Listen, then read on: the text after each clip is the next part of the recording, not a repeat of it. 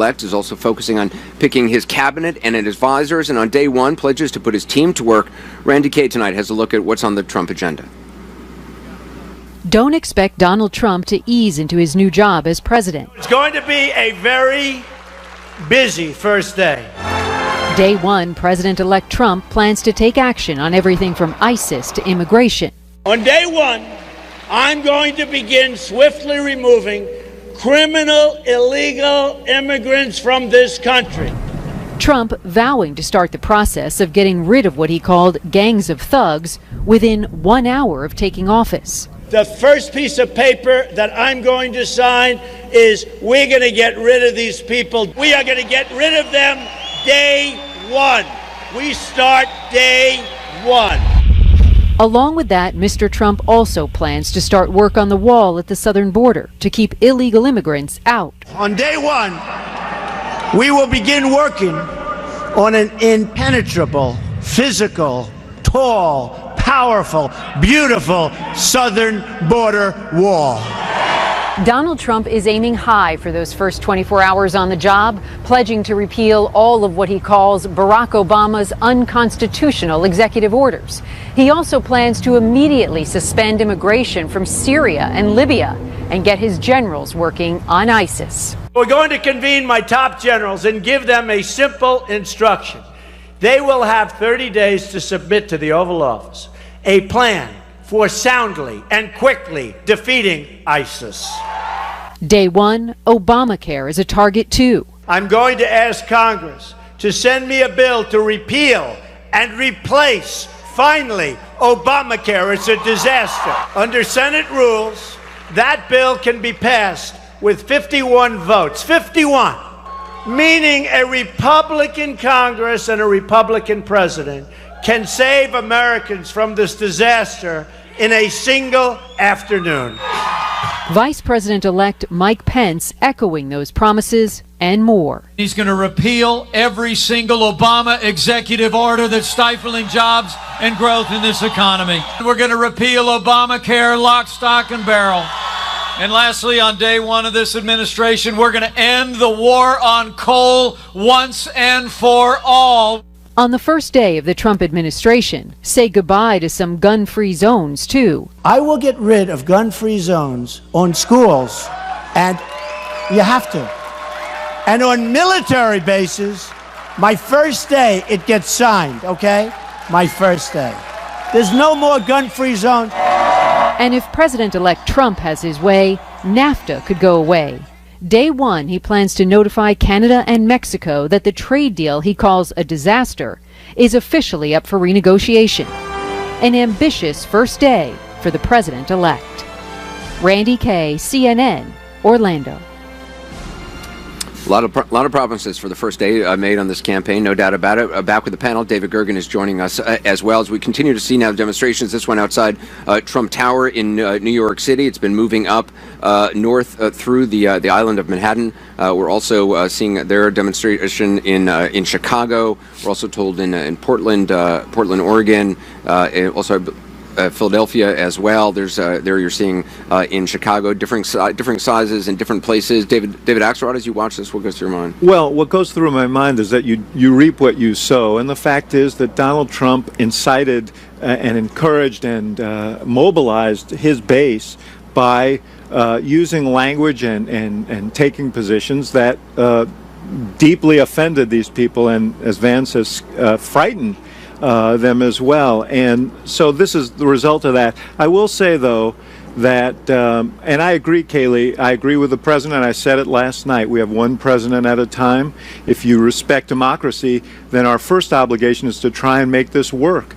There's also an obligation when you have principal differences to fight hard on them, and I expect that will happen as well. But I think the Democratic Party made a mistake by assuming too much about this antipathy to Donald Trump, that somehow it was enough that people were afraid of Trump and that would mobilize the base of the Democratic Party to come out. I think you have to put some of the blame, frankly, on the candidate herself. And I have great respect for Hillary Clinton. Terribly difficult time for her. But you can't just rely on the negative argument. you've got to inspire people. And, Barack Obama inspired people in a positive way to come out and vote. And the other thing I would say is you cannot ignore large swaths of the country and expect to be successful.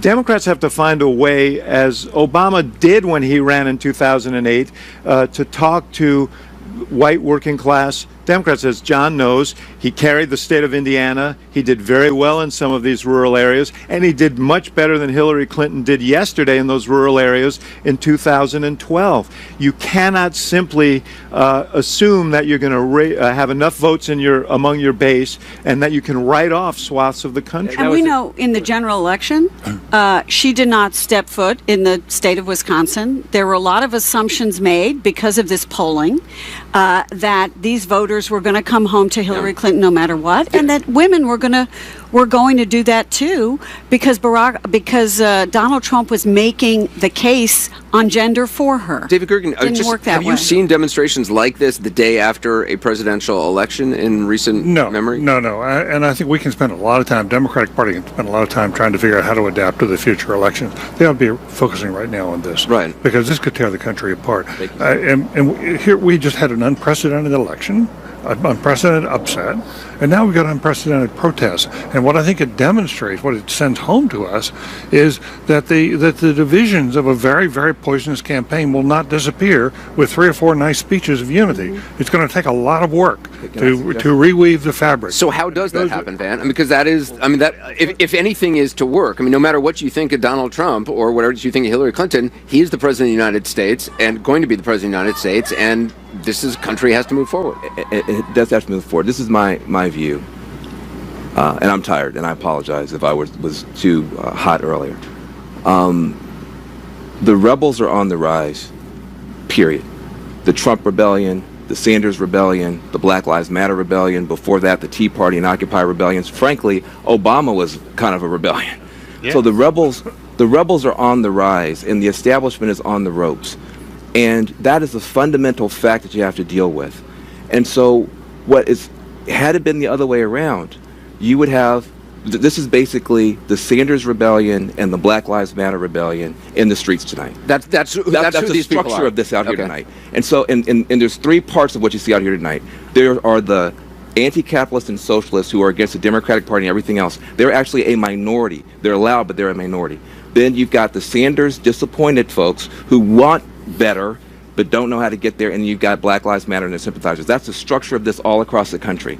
We have to find a way to engage with them in their fears, not tell them they're wrong, not tell them that they shouldn't be, but to actually listen. What we didn't do with the Trump rebellion, we should not do with this rebellion. Yeah, but it's broader than that, I think, Van. Now, I'm very sympathetic with everything you said.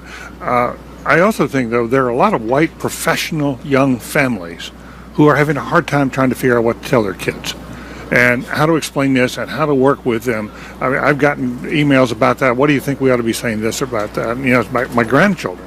And I think this is a very difficult conversation in which we can't just expect Donald Trump to do this alone. Other people have to be constructive here, too, in order to create a new environment, a community that feels more inclusive. Because otherwise, we're going to beat each other's throats. That's also, to expect somebody, Donald Trump, who, experienced leaders, politicians, have some experience in this sort of thing. To expect somebody like Donald Trump, who, for all the attributes he has, may not be used to speaking Anderson, to something like this. This to me, there are lots of ways in which Donald Trump's inexperience will test him. This is a matter of sort of the character of leadership, the character of the person. He can view this 2 ways, which is as something to organize against, or he can rise as president and say we need to close these chasms and address them. And I listened to Randy Kaye's piece about his first day. Sounds like an active day. I think he ought to think through that agenda a little bit and think about the implications of some of those things on that list in terms of whether it creates a larger chasm or helps close it. A good John? leader adapts to the moment. Right. He had his campaign agenda. Lots of candidates have had an agenda in the campaign, and then they become president, and they have to do something. I remember Guantanamo Bay was going to be closed. Right. Guantanamo Bay was going to be closed. Bill Clinton said he wouldn't do business with the dictators in Damascus and the butchers in Beijing. Candidates say things, and then they become president. It's the hardest job in the world. Everybody so far is saying the right things. Donald Trump gave a very gracious, conciliatory speech last night. Even if you're not a Donald Trump supporter, you should applaud what he said last night. He tried to bring the country together. Hillary Clinton today, the president today, everybody's saying the right things. The question in the next critical 10 weeks, we have 70 days, we have 10 weeks, is what do they do? And this is a test for Donald Trump, but it's also a test for his opponents. Does he see this and say ingrates? Or does he see this and say, I need these people, I have to find a way to talk to them? Could he travel the country and do town halls in this period? There are international leaders who want to meet him before he takes office because they're nervous about what he's going to do in the world. Who he surrounds himself with, the decisions he makes over the next... We talked about this Monday night in our final thoughts, sort of what's going to come. I've never anticipated... The country is so divided. Racial lines, gender lines, education lines, left and right, blue states, red states, that this transition is critically important, and what he does in these next 10 weeks is absolutely important to his start. We got to take a quick break. We're going to continue to monitor these demonstrations. We'll have more with the panel and our reporters in the field. We'll do right back.